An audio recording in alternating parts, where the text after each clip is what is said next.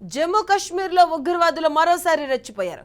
Intelligence రిపోర్ట్తో Doda జిల్లాలో ముష్కరుల కోసం జవాన్లు గాలింపులు చేపట్టారు. ఇక ఈ క్రమంలో అడవుల్లో నక్కిన ఉగ్రవాదులు కాల్పులు జరపడంతో 4 సైనికులు వీరమరణం పొందారని పోలీసులు వెల్లడించారు. ఇక ఉగ్రవాదుల కోసం ఆర్మీ, పోలీసులు గాలింపు చర్యలు చేపట్టారు. కాగా వారం రోజుల క్రితం జరిగిన ఉగ్ర కాల్పుల్లో 5 జవాన్లు మరణించారు.